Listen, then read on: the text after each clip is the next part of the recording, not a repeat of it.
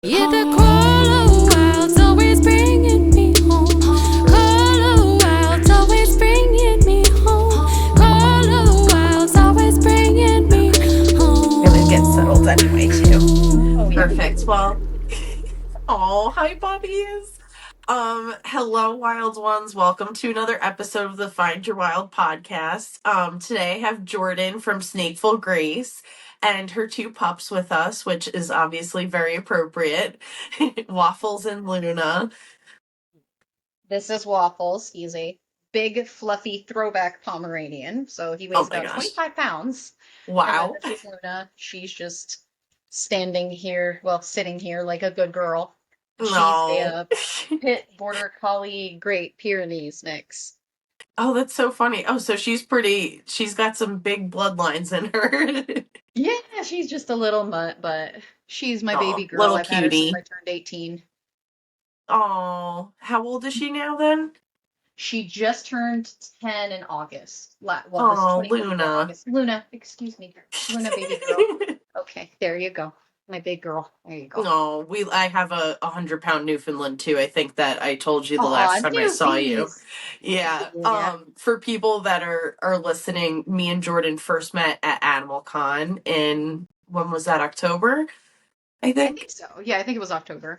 Yeah, but we hit it right off the bat, and we were chatting for such a long time, and you're like, wait, you can keep up with my conversation? I was like, oh yeah, no, you can keep up with me. So it was awesome. It's always nice being Yeah. able to vibe with someone. It's like you're on the same wavelength. Yeah, absolutely. So I'm so glad we're able to connect and chat. And I know that so just for people that are listening that don't know what Jordin does, you're an aspiring biologist, herptologist, but you also breed hognose snakes, right? I got the breed right? Okay. Yeah. So Cool. I at the moment I primarily work with Western hognose snakes. The proper name now is actually the Plains hognose. Guys, you can play somewhere else, right? Okay. I was actually going to UNLV, that's a university in Las Vegas, for biology. I was going to get a bachelor's in biology right before, I believe, like about a year before COVID hit. So I had done 2 semesters and I already have an associate's. So I really only need like 2-ish years of the specialized study to be able to get my bachelor's. But then COVID happened and instead, well, it just was just such a nightmare. I had just moved out of my mother's house and I moved in with my now fiance. We had just been dating for 3 months actually. And he just took me in with my 2 cats, my dog. We didn't have Waffles. He had a Toast, who is a little Pomeranian, and my 6 hognose snakes at the time. And he supported me throughout the entire experience. And I ended up using just the stimulus checks and a lot of student loans that I still had to invest in getting hognoses. And that was actually when I got my first batch of hognoses from a breeder friend of mine who had been the first person I ever bought a hognose from. And I started raising up clutches and then finding them homes. And I just completely fell in love with the experience and being able to bring hognoses to the valley here. Not a lot of people had hognoses. The stores would run out like as soon as they would come in, and not a lot of information at the time was as easily reached about hognoses, I would say. But I do plan on going back to school. It's just that like right now with growing the business, like I think I've raised at this point over 1,000 something hognoses, like just babies, and found them new homes. When I say raise, I mean basically like get them established, get them healthy, make sure they're eating consistently, and then find them new homes. Definitely haven't produced nearly as many, just because living in Vegas is challenging for reptile breeding, in my opinion, just because we have 0% humidity. The weather's interesting to say the least. So every single breeding season has just been a learning experience of trying to figure out what works best, not just what people have already done. Because I live in a completely different place. What works for someone in not necessarily Arizona, but like what works for a breeder in Florida might not work as easily or accordingly for me. Like I went through a lot of incubation issues with too much humidity, funny enough, because I was using mediums that were supposed to maintain the humidity. But the problem is, because I have 0 humidity here, somehow it just ended up being like too humid for me to get the right humidity. So it's just been a learning experience. But yeah, the goal is to eventually be a biologist and a herpetologist. But in the meantime, I'm just getting a lot of hands-on experience. I've gotten to meet incredible people that work with hognoses throughout the years, and we all kind of know each other. It's actually really inspiring to see how tightly knit of a community you can find sometimes. That's really nice. Yeah, it because I'm sure it's pretty niche in the fact that it's like a specific Oh, for breed of sure. snake. So, Yeah. and I don't know the logistics behind it, but I'm sure to keep Hmm. like genetic, right, like Hmm. a good genetic spread, like you want to have different snakes, right? Like so it's probably good Oh, to know. definitely. Mhm. Yeah. Yeah, there's definitely the first hognose morph that was actually discovered was the pink pastel albino, and that's different from the albino gene. It usually makes them this like soft pearly pinkish color.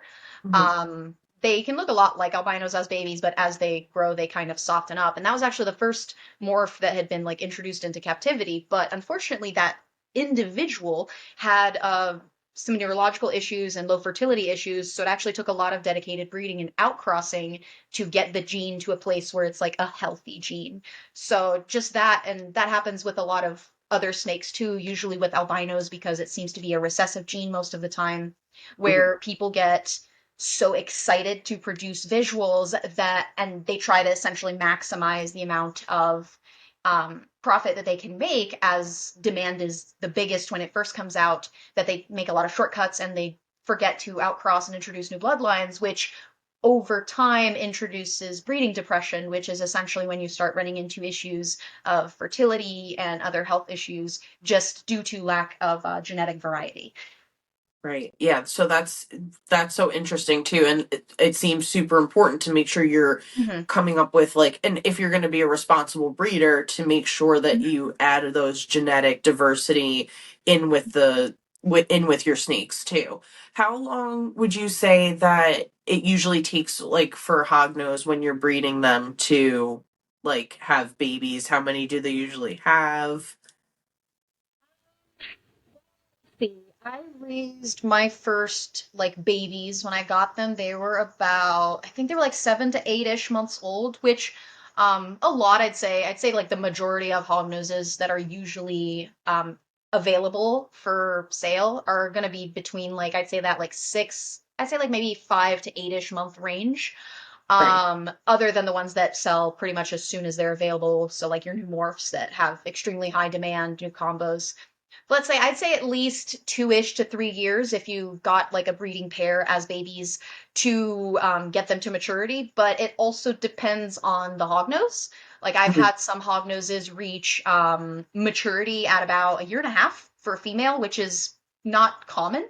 Generally, they're going to be between like 2 to 3 years on average. But I've also had some females pretty much push the 3 to 4 year mark to really develop that maturity. So I would say it's not even so much about the age or the weight, but more just seeing how their body is developing. And I've had some males take longer to mature as well. But I'd say like between 2 to 3 is a good average, but you might be waiting closer to like 3 to 4.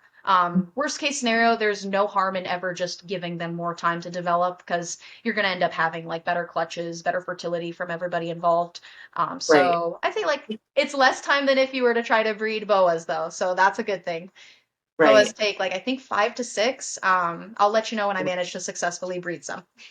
Okay, so that's definitely one of the other questions I was going to ask. That's your next breed that you're going to try to get into? Actually, the I'd say like the ultimate goal is to eventually be a hognose specialist because Mm. there are more hognoses than just the plains hognose. There, at least from the United States, there is the plains hognose, also called the western. There is the eastern hognose. There's also the southern hognose, which is generally found in Florida. Mm. And there is also the Mexican hognose, which is usually going to be around the New Mexico area and like kind of bordering the Mexican border. So those are the hognoses, 4 different species that are native to the United States, but there are also other species of hognoses that genetically are not from the same genus, but they still share the name hognose due to convergent evolution, which basically they develop similar features due to similar environments, where you have your tricolor hognose, and then you have your Madagascar hognoses that have the blonde, the speckled, and the giant Madagascar hognose. So Mm. of all of those hognose species at the moment. I've successfully bred the Western hognose. I'm raising up some Eastern hognoses. I do have a breeding trio of Madagascar blonde hognoses and a breeding pair of Madagascar giant hognoses, which I'm very excited for, in addition to a breeding pair of tricolor hognoses. Very cool. And that's just the hognoses, but there's a bunch of other species, mainly colubrids, that I also bred and plan on working. Colubrids are definitely my bread and butter. They're my favorites. Yeah.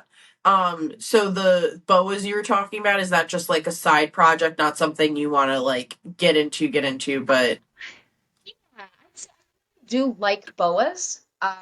They have a really just nice personality, in my opinion. Like they've got this really nice size. I have boa imperators and Kenyan sand boas, and I actually just got my first pair of rosy boas.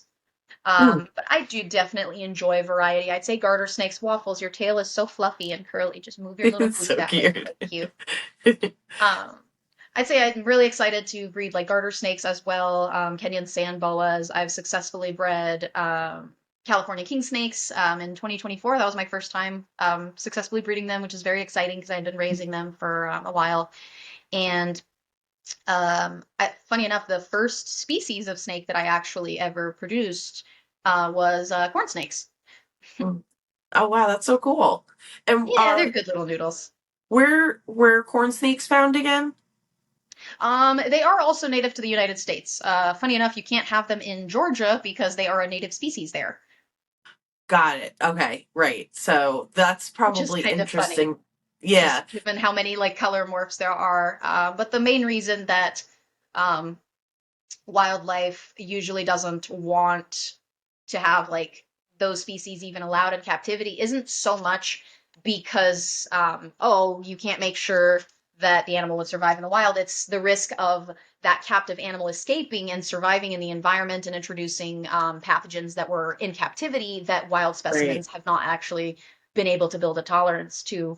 So it's not so much a, oh, if an albino corn snake gets out, it's not going to survive. Probably not, you're right, but it could potentially do harm. And if it did survive, it could right, outcompete the native population, for example. So I right. get it. Yeah, I get it too. That makes a lot of sense when you think about it that way, because that could just destroy an ecosystem. Um Exactly. yeah, and like I don't know how long it takes for like those snakes to rebound. So who knows? Like if you release them and they devastate an area, makes sense why you wouldn't want those pathogens like, getting out. Poor Florida, I feel like has such a Yeah, bad Florida's rough situation because with a the lot of wildlife. things thrive Yeah. there. Yeah. But I mean, specifically with like the Burmese pythons, it does seem that nature is starting to fight back. They've actually captured like video footage of some wild cats actually like hunting and eating their nests and their eggs. So wildlife is Great. kind of starting to figure out how to use Burms as a food source, not just a ultimate predator there. So it's That's still promising. unfortunate, Right. but Yeah. it's kind of evolution as well. Like if it wasn't humans, every so often species just kind of evolve. We've been dealing with this throughout all of history.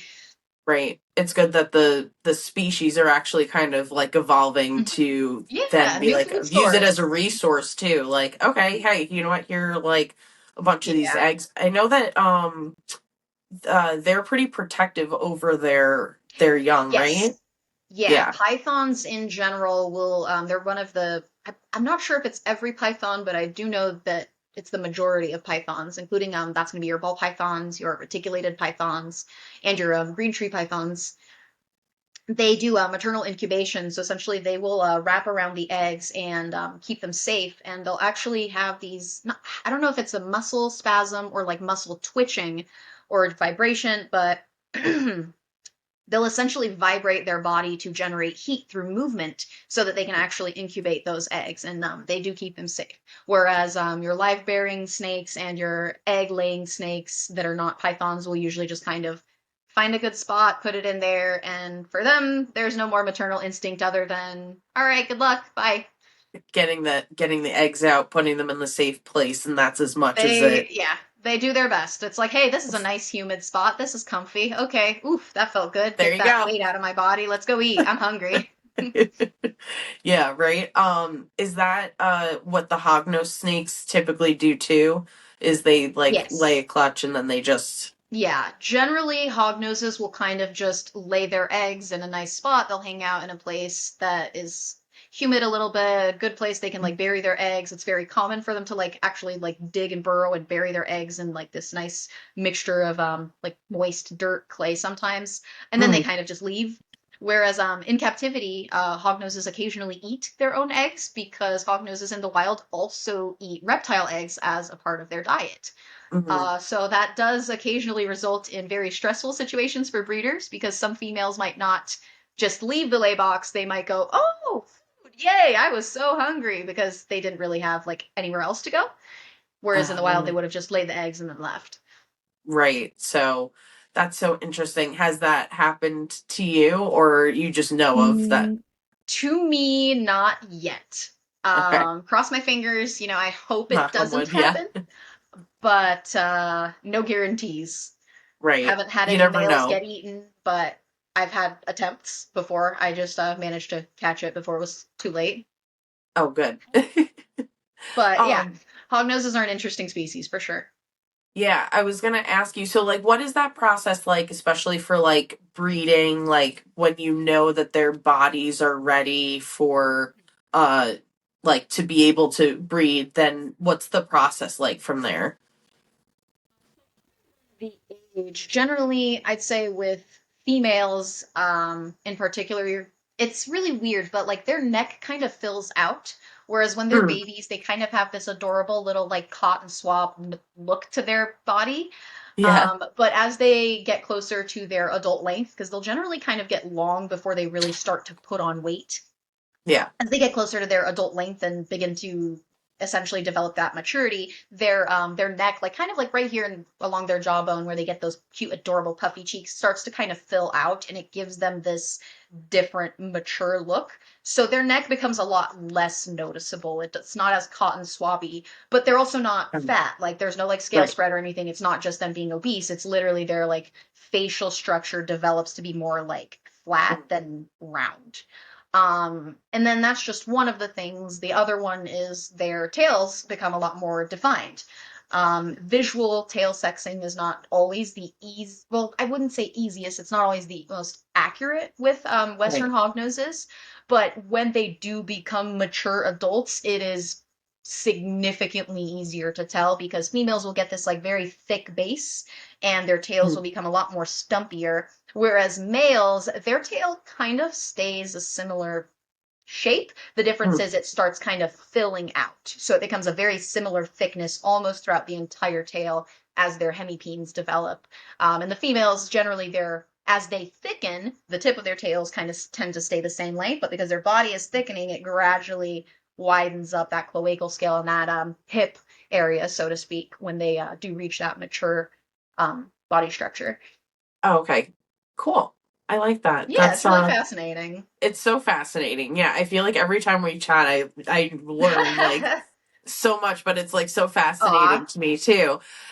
So once you realize that their bodies are mature, Mhm, they're in like a healthy state to be able to reproduce, like you put mhm. them, I'm assuming you obviously have to put them together, right? And then how Yeah. long do they usually stay together for or So generally, once they are like ready to be paired, I personally do like younger introductions before they're ready. It's always supervised, just because I have noticed that hognoses do seem to have some social behaviors. Mhm, And I haven't had any attempts of cannibalism with individuals that I had taken the time to socialize. It's just really mhm, important to make sure that they pass quarantine, that they're healthy before you start introducing them to each other. But again, if the goal is to eventually have those paired anyway, then we kind of put them together. We let them interact with each other. And it also helps males develop a little more confidence because mhm, sometimes in their first time meeting a giant female, they can be very scared and not want to breed. But it's also interesting to kind of see the hormonal development that they seem to go through when they start interacting with each other. And also to have that relief of, wow, my very food motivated female didn't try to eat my male. She started twitching immediately after smelling him. Mm. But then that's just kind of, I guess, giving them a few dates before letting them take each other home.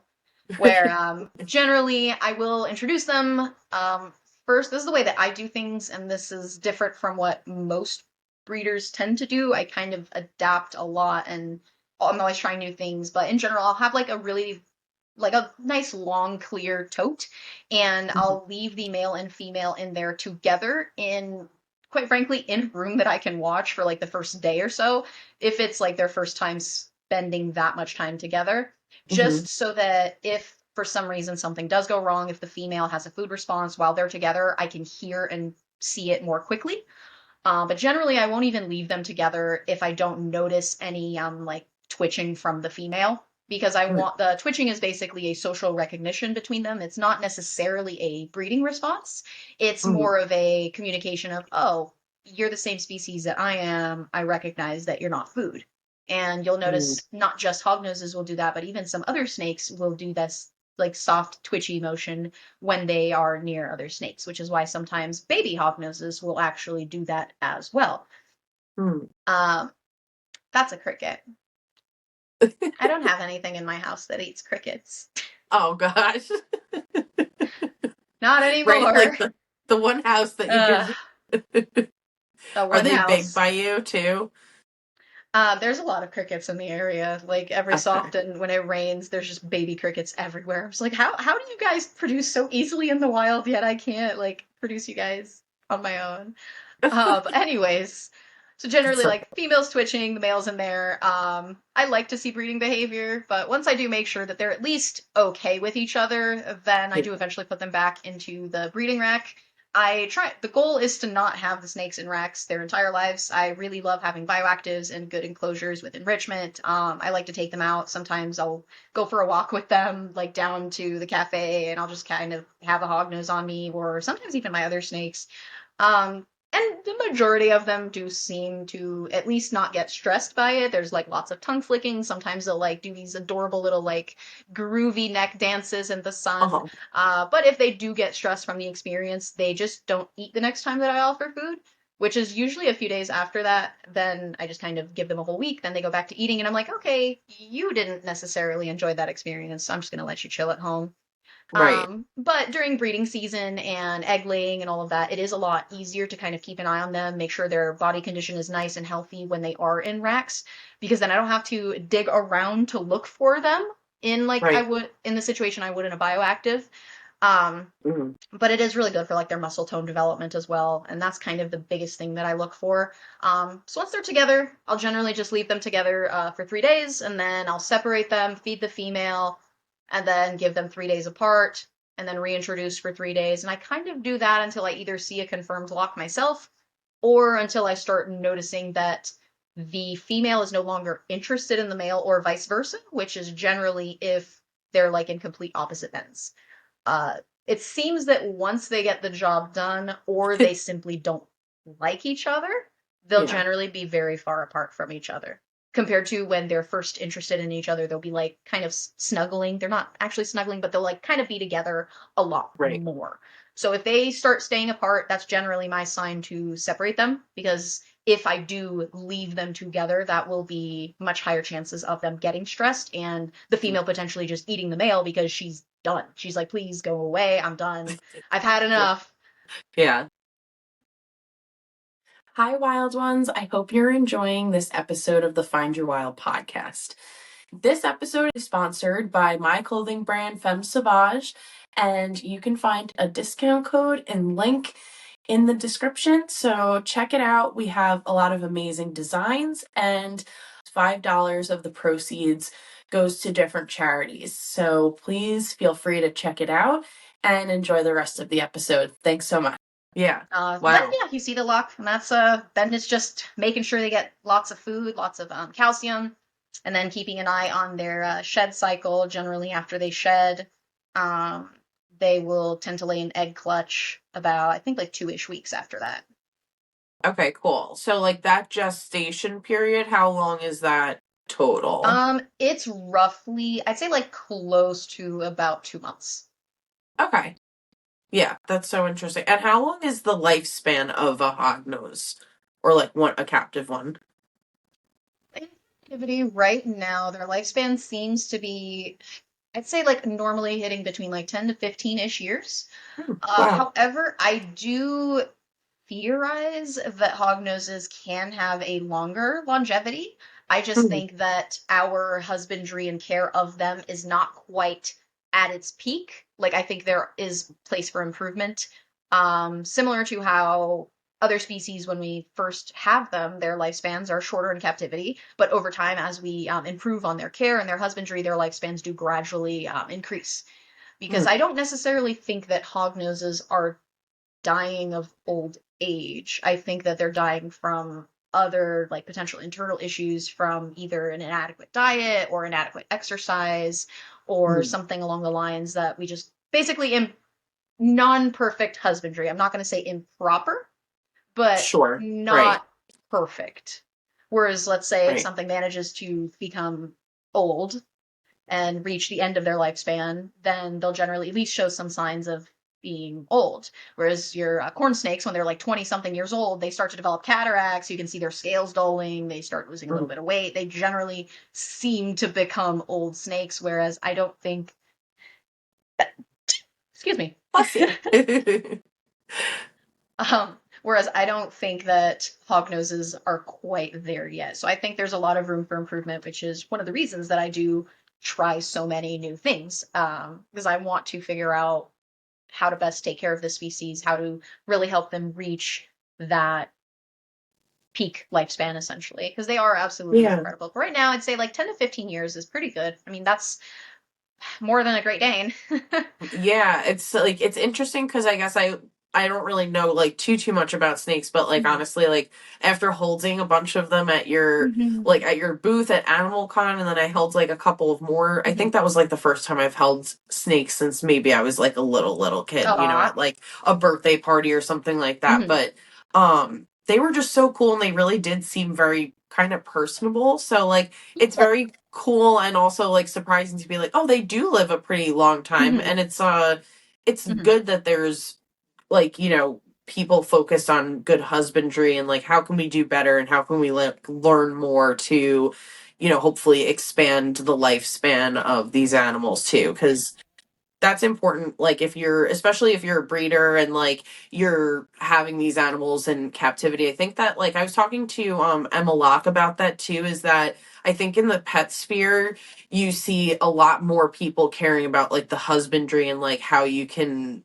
do like the best you can with like for your animals. And I also think it's more interesting too, right? Like you want to see the natural behaviors of these animals, you want to see what what they're specialized in, right? Like so yeah.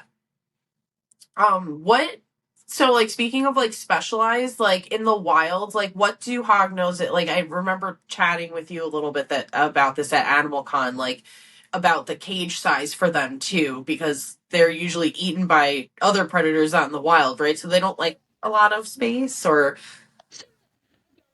It's also important. What you were just saying is they're very personable, but they're also all individuals. The thing is, in right. the wild, introverts are the ones that survive. Extroverts end up becoming food because when you are a tiny noodle born around like 3 to 4 grams, if you decide to just kind of constantly be adventuring and going off in the world, you are extremely easy food. So the ones that do survive tend to be the ones that are a little more shy, a little more reclusive, the ones that find a good little hiding spot. Most of the times, just most snakes in general, if you do see them moving around, it's purely because they're going from point A to point B. Otherwise, most people that find snakes in the wild, it's, oh, I flipped a cardboard, I flipped a random plank of wood, and there were snakes underneath. You don't Right. usually see snakes naturally just going, oh, hey, world, here I am. Right. Which isn't to say that they can't necessarily enjoy extra space. I do think that, especially hognoses, the Western hognose, I do think that they are capable of so much more than we are even aware of. Yeah. Like if you pay attention to their vocalizations and if you help them assign meaning to those vocalizations. You can notice that sometimes, they'll make a specific type of hiss when they're still interested in their food, but it looks like they're trying to intimidate it. Or they'll make a specific noise to say, oh, nope, I'm scared. I'm not interested. Please go away. So there is a lot of like body language and different mannerisms that they can express, which is one of the things that I really love about them. But Right. again, due to this, it also means that you'll find some babies that once you learn how to read them and what they specifically want, that they're totally fine. Put them in a 40-gallon with like 2 hides and they don't care. They Mm. they don't know the why. That's it. Right. Whereas most babies, if you put them in that giant enclosure, if there's not a lot of coverage, not a lot of clutter, they might just be too shy. And some might even have a lot of coverage and clutter, but still feel a little too exposed. It's kind of how some people get uncomfortable living in a place that has like, 20 different bedrooms. You don't know what's going on. Whereas other people just want, Right. a nice little studio. It's your cozy place. You know where everything is. You don't need a ton of stuff. And then you've got your clutter bugs that just want everything in every place. So Yeah. similar to us, they have their own preferences. So personally, I just think it's a lot easier to start small and start closer to what they've already been used to, and then Mhm. helping them develop that new routine with their new owner. So my Right. goal is to get them to be as confident as possible with, I don't want to say bare minimum, but like giving them Right. the most possible confidence. Kind of like when you raise puppies, Right. a lot of breeders will have like firework sounds, doorbells. They'll have all of these stimuli to help the puppies kind of just get acclimated to it. It doesn't mean that a puppy should be in a place with noise 24/7. Like animals need rest and sleep, but Right. that brief stress introduction does help over time build that confidence. So just kind of starting Right. small, like training wheels to ride a bike. Can humans ride Yeah. bikes? Yes. But if you stick a 6-year-old on a bike that has never been on a bike, they're probably just going to fall off. Right. Whereas, if you start with the training wheels, you give them time to kind of get used to that bike and get confident and understand the mechanisms of it, then when you do pull off those training wheels, they're like, okay, cool, I can do this. So with the Hognoses, what that can usually look like is start with a simple enclosure, as much clutter as you can fit in there, everything that you want to put in there, but keep it small and simple. Give them that feeling to just, oh, okay, this is a nice little hotel room. I'm safe. I was able to explore every little corner. I know this is like small enough that there can't be a predator hiding around the corner. Whereas if you put them in a big Right. enclosure, even if they are constantly exploring, that could potentially just be stress exploring sometimes if they're not eating, because it might just be too exposed for that individual. Now, I'm not saying keep them in something small forever. I don't Right. recommend keeping them in something bare minimum for their entire lifespan. I don't recommend keeping them in, like, if you are just a pet owner, I don't think you need or should have snake racks, quite frankly. Yeah. Um, you can do beautiful things with tub setups. Those are just big Sterilite tubs. If you live in a really dry place that needs a little extra humidity, you can give them humid hides. You can give them enrichment. You can have a lot of fun with them. But I do think that it's important to just kind of start small and simple and then build that relationship with them. Let them get used to a routine. Let them learn about the different small mannerisms that we unintentionally end up going through when we go to feed them. Let them learn those different things. Let them realize, oh, okay, you're not dangerous, so I can just Right. eat, before you suddenly throw them into the abyss of a giant enclosure, which, don't get me wrong, is like always out of love. I know that, and Right. I think that's the hardest part, is knowing that it's pure love that causes us to give them these big giant setups. But that's exactly what I did when I got my first Hognose. I put it in a Yeah. 10-gallon. I'm like, boy, you're going to have all the space you need. You're going to have plenty of cool, Right. awesome things, clutter, and just would not eat for me. I tried everything, and it was driving me nuts. And I kid you not, as soon as I put him in a smaller 6-quart tub, he ate immediately. Like, no Mm. questions asked. It was like the next day. He didn't even need to acclimate. He's just like, oh yeah, I'm familiar. I know how this works. I was like, you Right. little thing, what is wrong with you? And that's, I think it's the biggest thing, is just, start similar to what they're used to, just to give them their best chance. It doesn't mean that Yeah. they won't or that they can't get used to larger enclosures, but they're all individuals. There's also the risk Right. or possibility that your hognose might never want a 40-gallon bioactive because maybe it doesn't like the feel of the dirt you use. I've had one Right. hognose decide that it was fine with eating on paper towels or aspen chips, but the minute I gave it shredded aspen, thinking, oh, it's going to hold its burrows, he's going to like it more, he immediately stopped eating. As soon as I put him back on chips, he's like, oh, thanks. And then he started eating again. So sometimes it's really weird, small things, but that's also why it's so important to try to start as close as possible to what they're already used to. Because it just makes it Right. so much easier to troubleshoot and figure out what's wrong if for some reason they don't eat. Right. That makes a lot of sense because then you're not in the in the throes Mm, of, oh my God, there's so many things I changed in here. exactly. Like, what do I have to change in order to get it right? And clearly, Hmm. when an animal, especially like the hognose, is living in, the soil, I guess it kind of makes sense. Like, that's a pretty big difference for them, right? Yeah. Going from one thing to like Hmm. the bioactive soil to the chips, but I guess that that's what Hmm. that individual is used to. And I think it's important to also understand that animals are individuals and they all have their own personalities and traits and instincts that form and shape them into like how they reciprocate in their tanks, which is really important too. For people that are listening that don't know, what is like a bioactive enclosure? Like, what does that entail?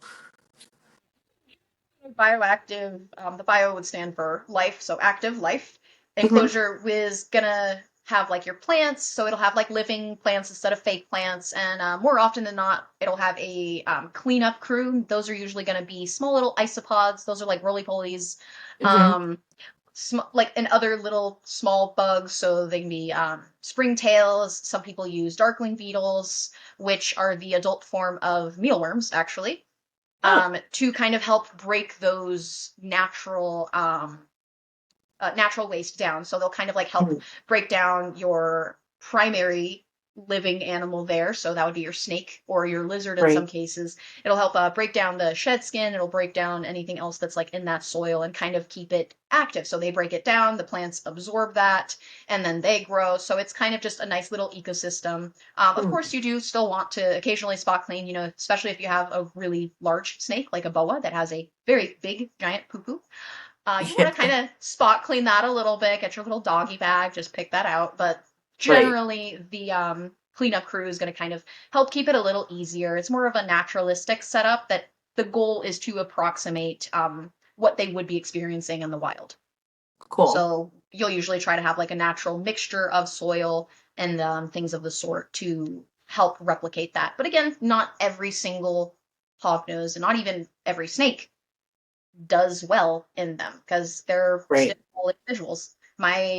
I'd say my biggest concern is making sure that they're growing, that they're healthy, that they have good muscle tone, that when you pick up your snake, it doesn't just kind of flop there all limp, and Mhm. that they're healthy so that Right. I'm setting them up for success in their new homes. Yeah. And you said that you usually when do you usually give them to owners or like rehome them at like 6 weeks or Yeah, I'd say um, generally, I have my own minimum criteria. I would say I need to have yeah. noticed growth.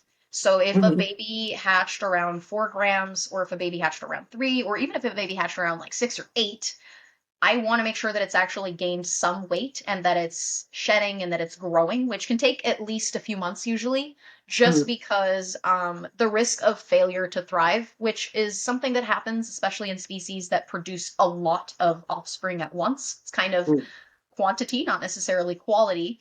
I want to make sure that I'm giving them and their owners their best chance. So failure to thrive seems to be a lot more common when they're younger than 2 months old, when they've had less than 10 Right. meals, and if you haven't noticed growth. So sometimes I'll have a baby that eats absolutely incredibly, eats phenomenally. It's more than 2 months old, but let's say like it's been 5, 6 months of it eating consistently, yet I'm not really noticing growth.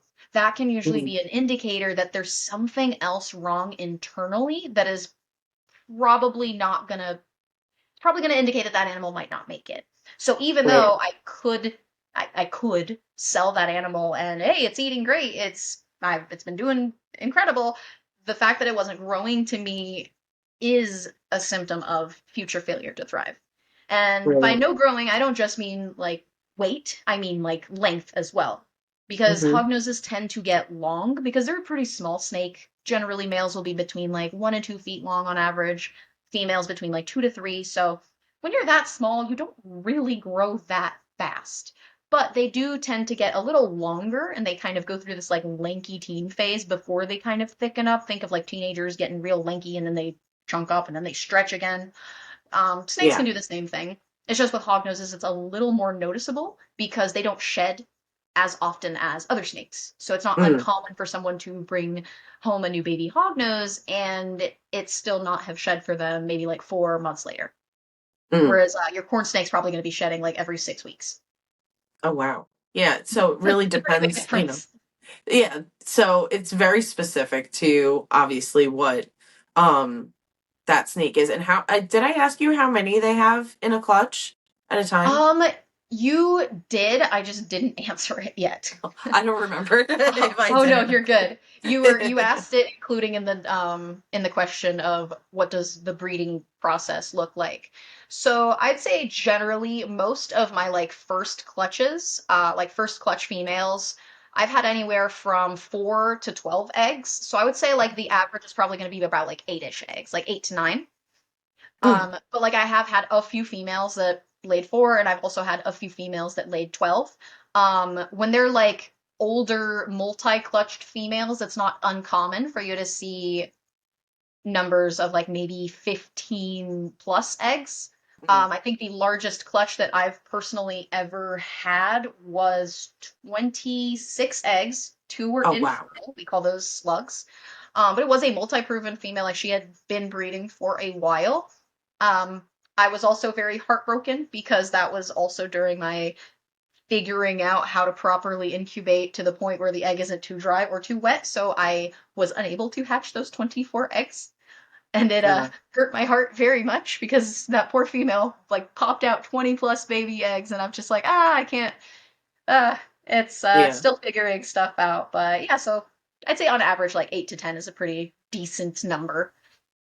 And when you incubate them, how long does it take for them to hatch? It actually depends on the temperature that you incubate Mm. them.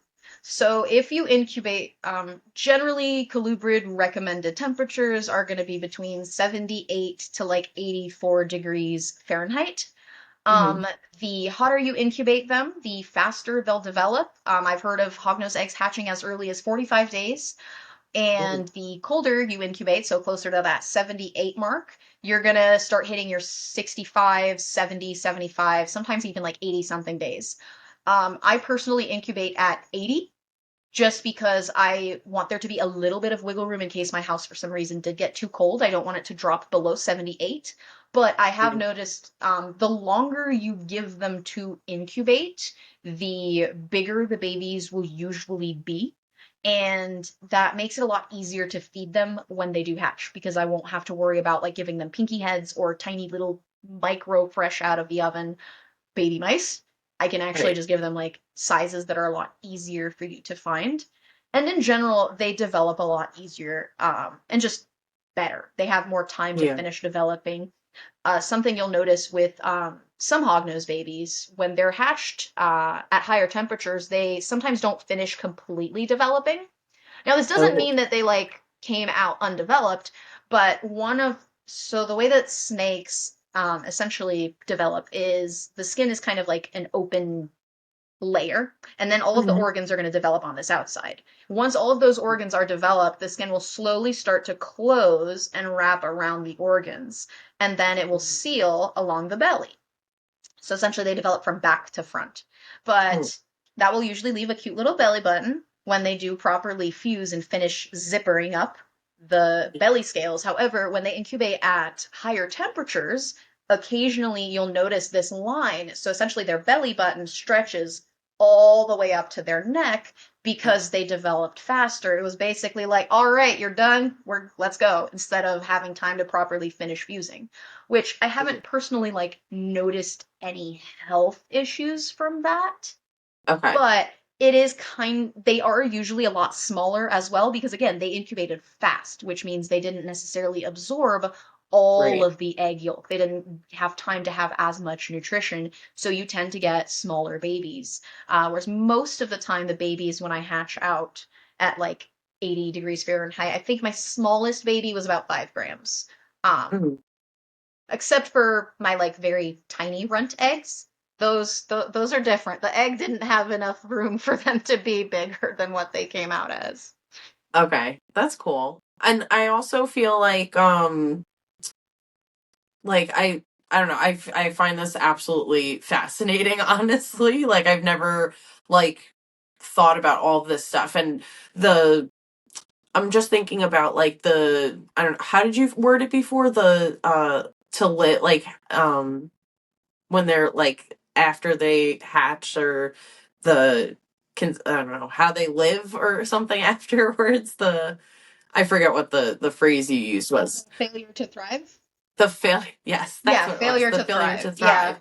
Have you I mean, it noticed? happens in a lot of species, not just like reptiles. You'll see Of it also with like of rodents and course. stuff, with rats and mice and other animals too. I mean, heck, Yeah, even like like even dogs and in cats, it's just a lot less common when you have fewer individuals.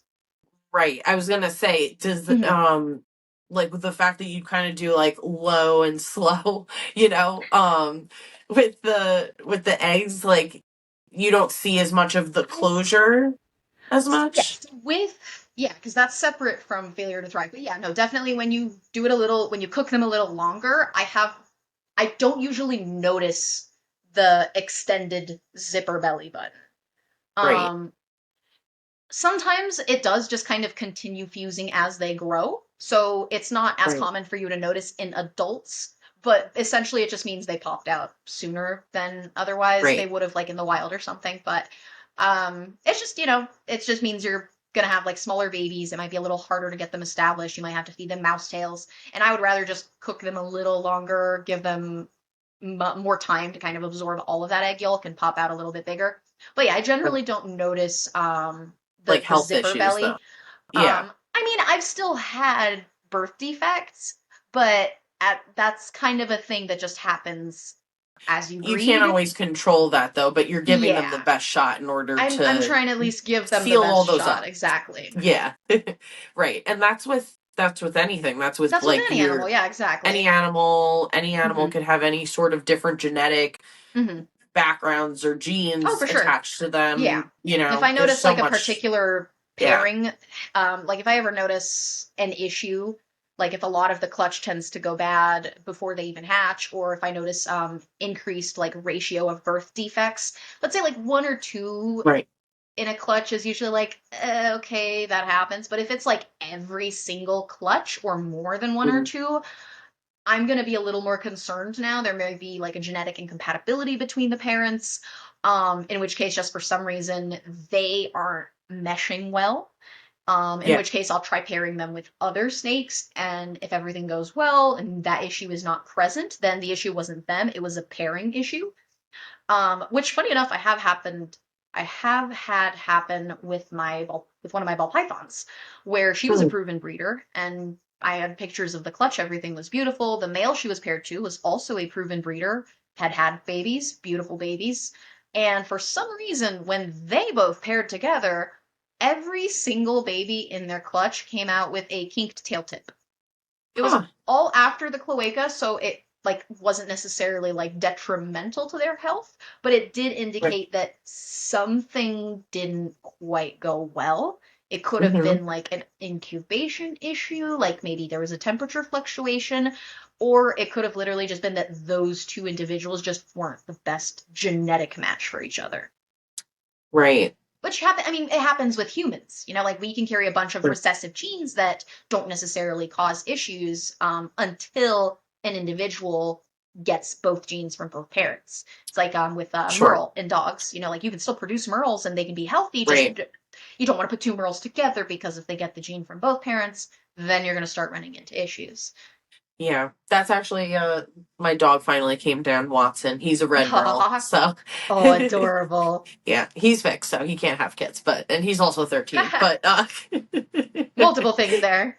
but yeah, I've heard the Hmm. obviously you don't want to do the double merle, you Yeah. don't want to do things like that. So that I guess is could be similar in snakes, but you don't always. For sure. We don't know nearly Uh, as much about reptile genetics as we do mammal genetics. It's not like we have laboratory snakes that like we have laboratory mice, we have laboratory rats. They're used mhm. for a lot of different things, not just, the reptile food industry. I'd say rodents should be very honored. They are used for so many different things and practices in the world. I don't think we should be testing on animals, quite frankly. Sure. Right. I think we're at a point in civilization where we can try to figure out other ways to do that. The animals didn't necessarily consent to that, but they Right. have made significant strides in scientific research. I mean, heck, there are like mind-smelling rats in some countries that go out and Oh yeah, actually I like help saw find that. active. Yeah, it's like an African like giant pouch rat, I think it's called.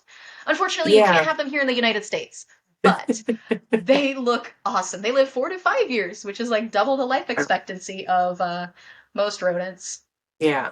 But I love the they've ingenuity been of that studied. too. Yeah. Right. Yeah. So there's just much Mhm. more that they've done Research. research. Yeah. Not that Yeah, we are compared to like agreeing with. snakes. Right. Yes, not Right. I'm not condoning that. I'm just saying Yes. that technically a lot of scientific medical research on humans originally started with things that were not so great and people that weren't Right. necessarily allowed to do things, but the outcome did have good benefits. Doesn't mean you should do that or that it was good, but Right. it happened. Right. Yeah, absolutely. And also just the fact that I think that there's like rats are just like super smart and like Oh, they're in amazing. I have pet yeah. rats. I I know a have couple of I have people a that lot have of had them and I'm animals. like, wow, they're so like smart Oh, they're and like adorable. they're right, aren't they very personable and like smart They and I don't know why.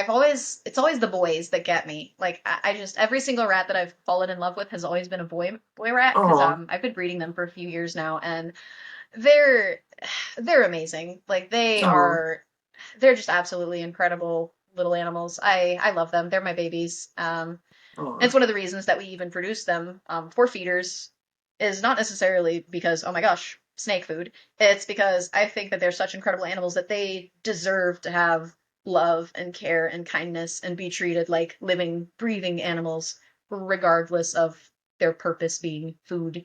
And right. it always makes my heart warm when someone does decide to adopt one as a pet because I do try to have healthy pet quality rats. Yeah. But that's just like, I Oh. guess, like a little side project.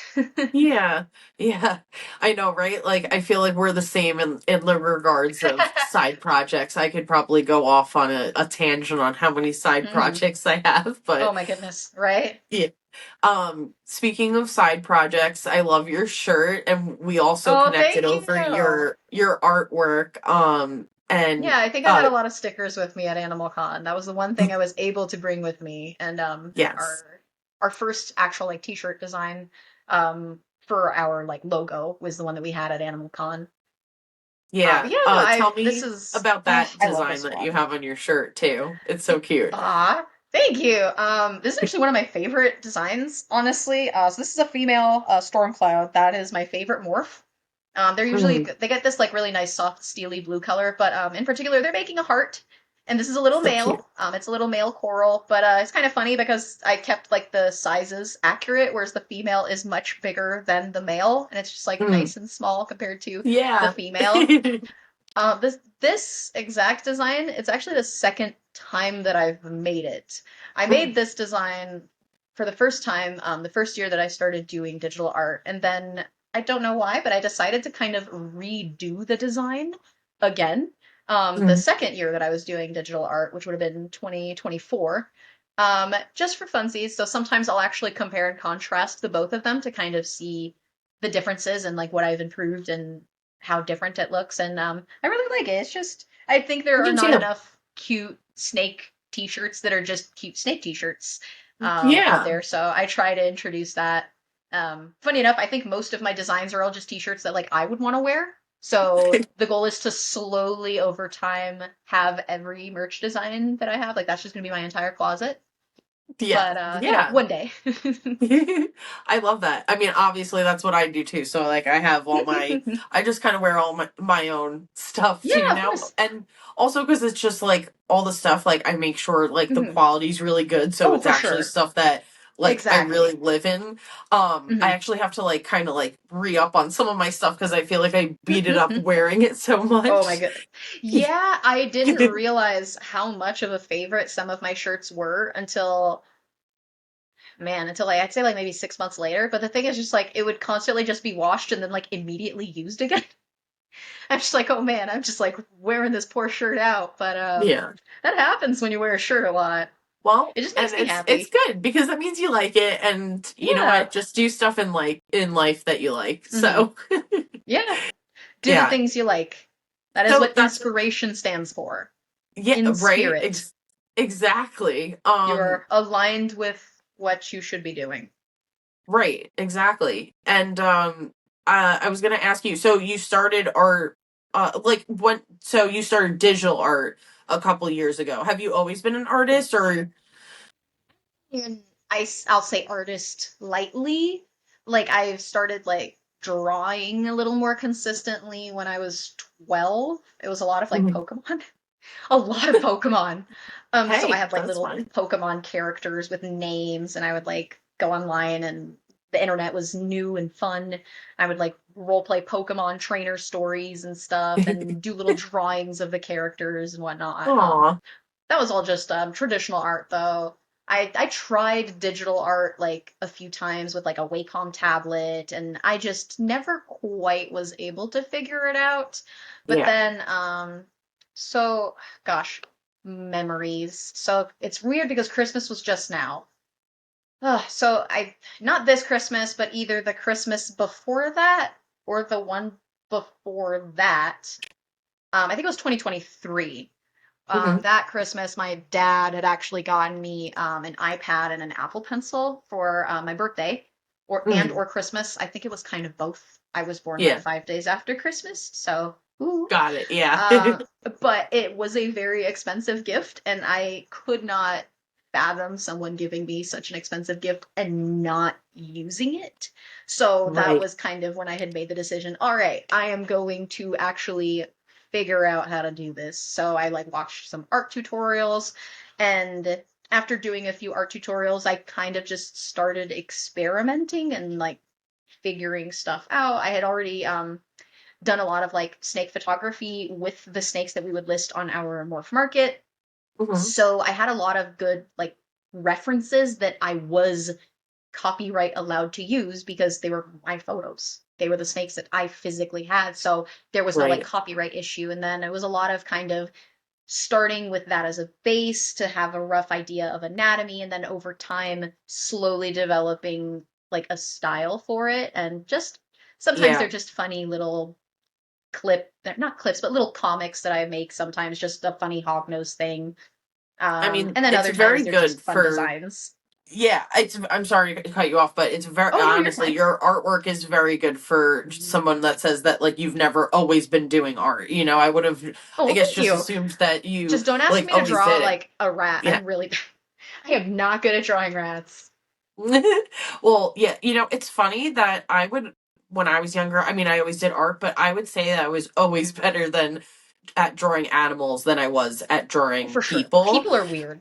Yeah, and I've it took tried. me People are weird. it It's took hands, me man. yeah yeah the hands the proportions things like Hmm. that it would take me so long to figure Hmm. out how to do it and then Oh, I for feel sure. like ever since I got my Animals are just iPad better. and my pencil it made me a much better drawer Hmm. for some reason like just being able to Hmm. adjust the layers or getting rid of the Oh, for whole sure. thing It and then helps a lot. starting over Hmm. adjusting the lines it's so I'd say helpful. lighting is still my biggest challenge. I'm still working on that one, lighting and shadowing, because I have like no Yeah, concept of how things look in person, apparently.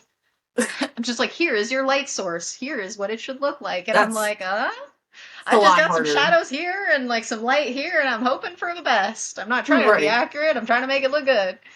Yeah. Um, but yeah, I have a lot of fun, especially when we were driving a lot to do reptile expos. I would generally kind of be sitting in the passenger seat while my fiance would be driving, and then I would just be like cranking out random new digital art design.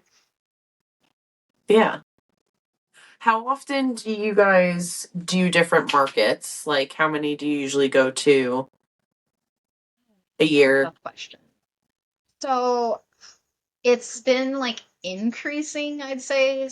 We've been doing expos, I think, for about 3-ish years now, ish. Mhm. Um, I know our first year was just like a few, and then we started doing it full time, so we were able to kind of increase that number. But I'd say we roughly were, at least like last year, we were trying to do one like at least every other weekend.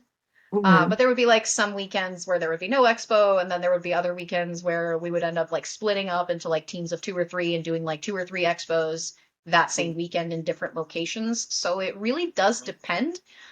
I'd say we try to do about like 2 expos a month just as a goal. But this year, Right. for 2025, we're going to try to, we might do a few, like fewer expos. Right. Because again, it's a lot of experimentation. It's about figuring out which places um, are worth going to, not because I don't Of think those course. places deserve to have hognoses, but it's expensive to travel. It's expensive to be able to bring those animals. It can sometimes also be stressful for them. So we want to be able to find out the places that make it worth not just our time, but worth it for the animals to have to go through all of that to actually make sure that they're going to homes and finding homes. Yeah, of Especially since course. hognoses are not like the cheapest snakes out there. I am very aware of that. I know I also don't sell them for the cheapest price because I want to make sure my babies are going to a good home, and I take a lot of time making sure they're healthy and that they're eating consistently.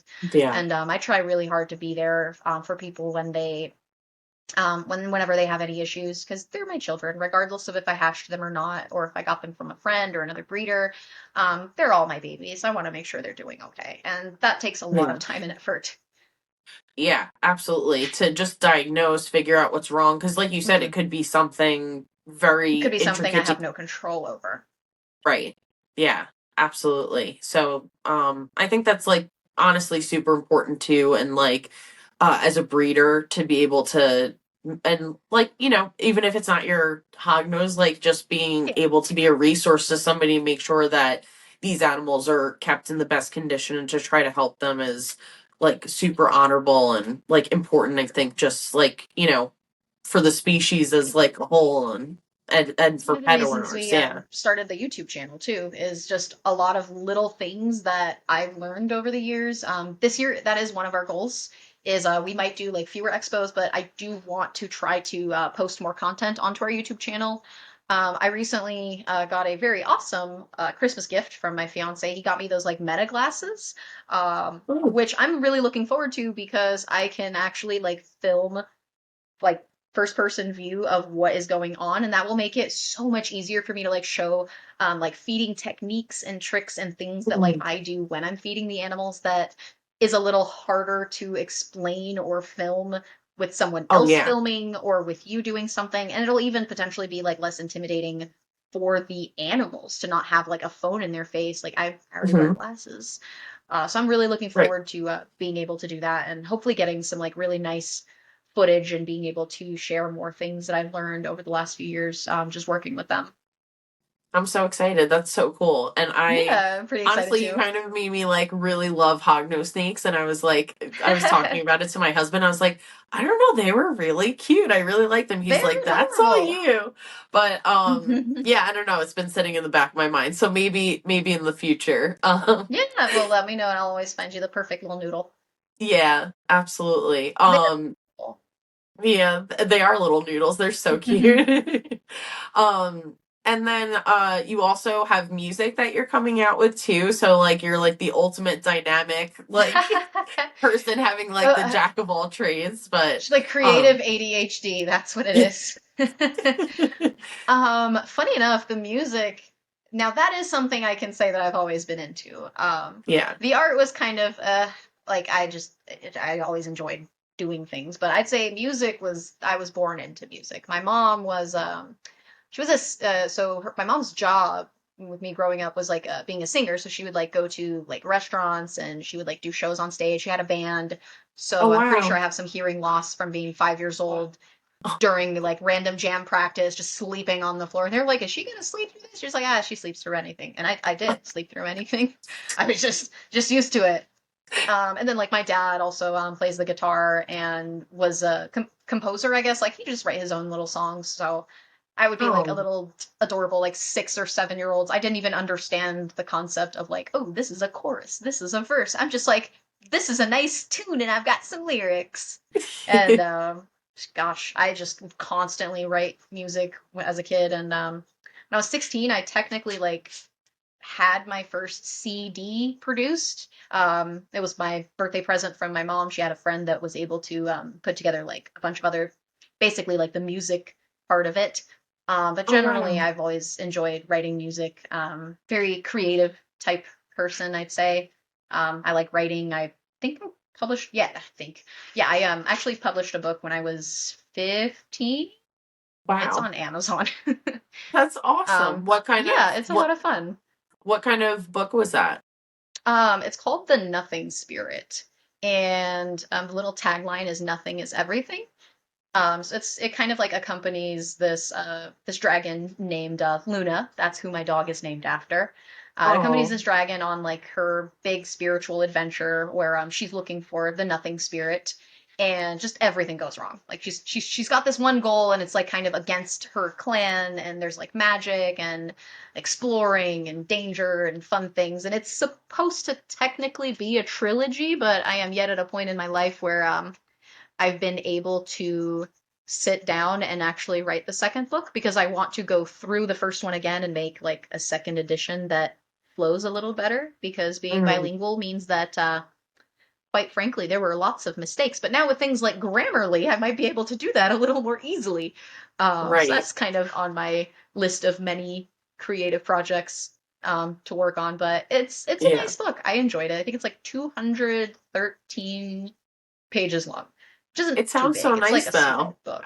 Thank Yeah, you. I And like it the has a song in synopsis. it. Yeah, that's It has so a song in cool. it. It finishes with like this lyric of a song, and that's actually one of the things that I did for my 16-year-old birthday present was I had that song produced. And the goal was Wow. in the future to like have a digital download of the book, but also offer, hey, do you guys want to actually hear the song that was in the end of the book? And it's just, I had a lot of fun writing it. It was fun. I like writing. I want to write more and do more creative things. So I'm really happy that I've been able to accomplish a bunch of little things. What do they say? In every life, you should do like 3 things. You should have a kid, write a book, plant a tree. Oh, I That's from like that. somewhere. My mom used to say that. She's like, those I are the love three that. things you need to do: have a book, or write a book, have a kid, plant a tree. Boom, you've made your mark on the world. I love that so much. That's a good one. I like that. Well, I've had a kid.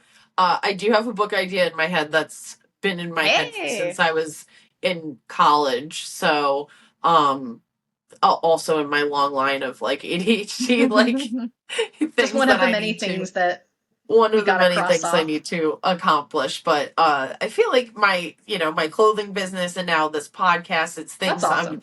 able to follow through with. So Yeah. I think going forward, Hmm. like and I feel like the story needed to like sit Hmm. and mull because every time I Oh, went for to go sure. write it, I I'm know like, exactly what you're talking about. Hmm. something's missing here. It needed to brew more, kind of like Hmm. the Hognoses. They needed to, Oh, they need to be sit more and time. incubate more. Hmm. Yeah. Yeah, Yeah. it's really fun. With the music, I think the biggest hurdle that I eventually ran into was that I struggle to play instruments. Mm. So like I can kind of play the guitar, but I'm very bad at it. Like I don't know, I just can't figure out strumming for some reason. Like I could do like the basic notes and chords and stuff, but like I can't strum to other songs that exist, and I don't know like how to develop a strumming pattern while singing. So my brain just doesn't brain with that. So that It's was very kind of the hard. biggest issue is like finding someone, oh no, like I need to find another person to help make the other parts of the music, and then it's never like what I have in my head either.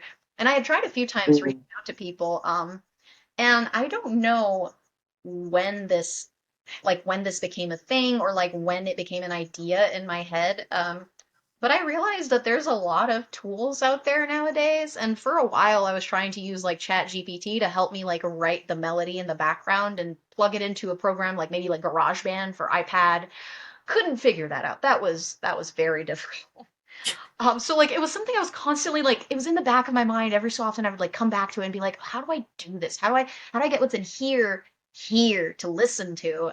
And eventually I did. I Right. found something. I found this really incredible program that I've been working with, and I was inspired by my anniversary with my fiance, where I put together a bunch of like EDM songs that because that's usually the style of music that he'll listen to when we're driving and he's just having a good time. And but I made them Oh, all about our life and how much he means to me and how just special he is to yeah. me. Just I listened little to a jokes couple and of little them. They're stuff. very good. And Oh, you're thank you. singing in them? You're singing in them? I am not Oh, you're not. actually. Okay. I am not singing. I have a decent voice, but I am not singing in those songs. Those are actually like AI generated song Oh, like okay. voices. But I did produce the lyrics and I did kind of do like a lot of like background work and it took a lot of adjusting to get them to eventually be what I wanted them to be. So Right. it's just figuring out, oh my gosh, I finally found a tool that is helping me translate what's in here into something Right. there. It's just not Well, they're having very to good. count on, oh, thank you. You're I welcome. I enjoy them. I have a Yeah. lot of fun making songs. I'm working on two other albums right now, for Awesome. funsies, I guess. But I Yeah. was actually really happy to have them published on Spotify, so it's actually a distributed thing. Apparently, I think it's on TikTok too, all the songs from that album. Oh, cool. Um, I mean, I don't know how that stuff works, but it's there. That's awesome. Well, when the episode releases, I'll link it below so Aw, everybody can go and check it out. I yeah, enjoyed them. I yeah. thought they were fun.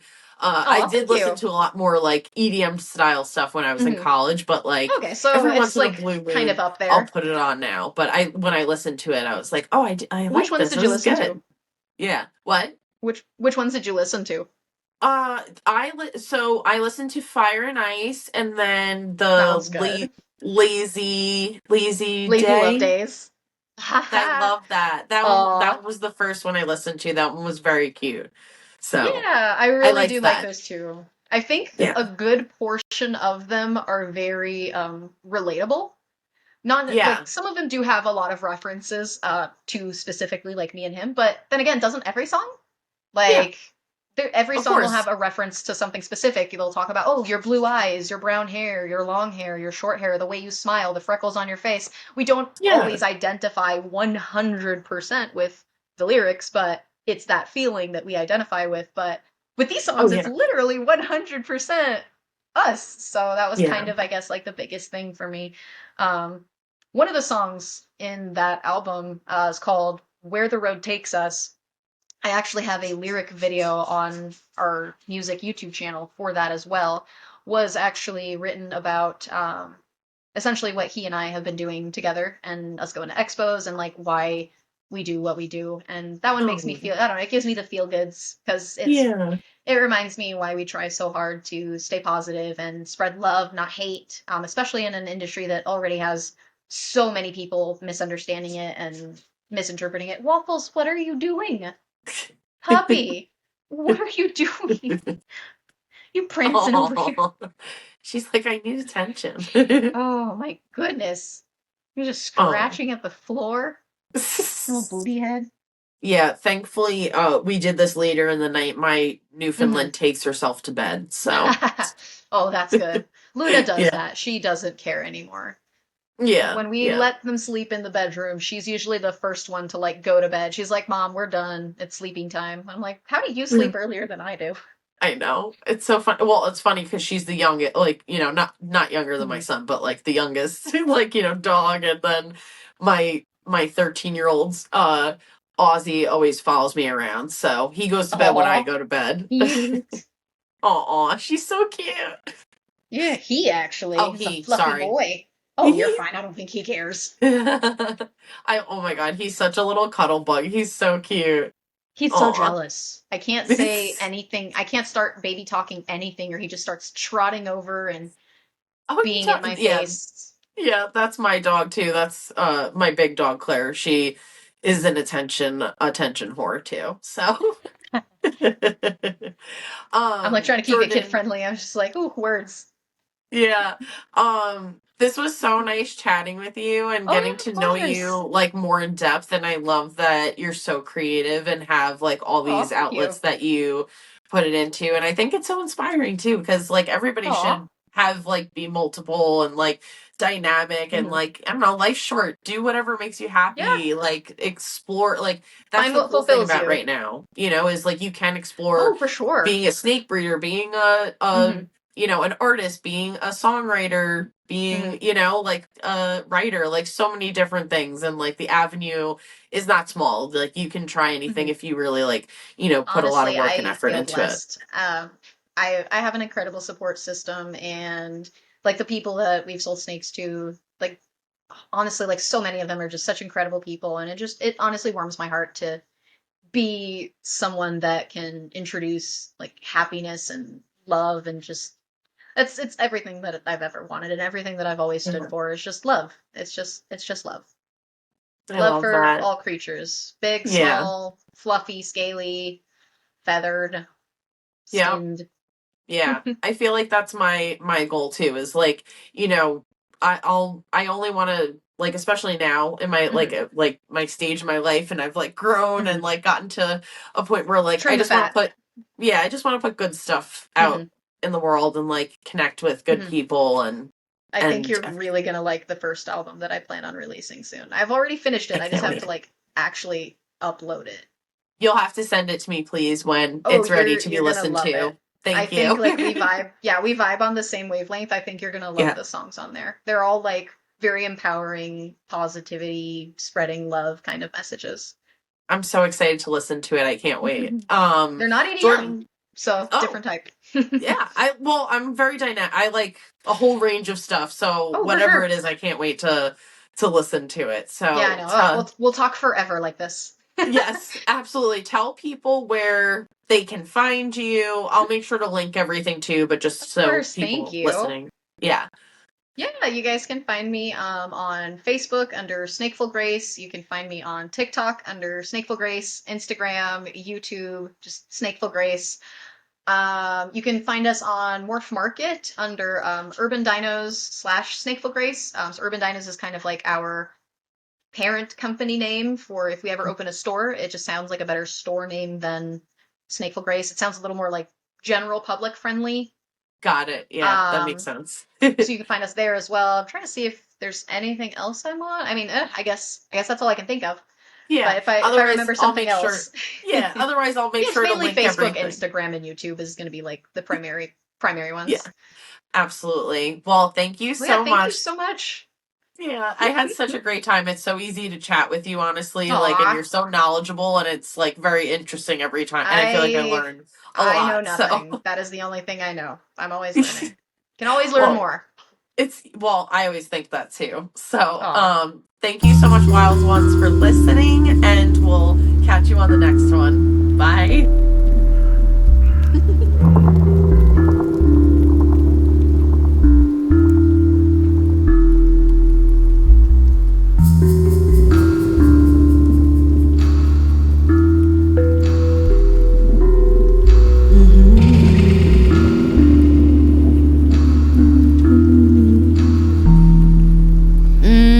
Revel in the moment like a river flowing to the sea.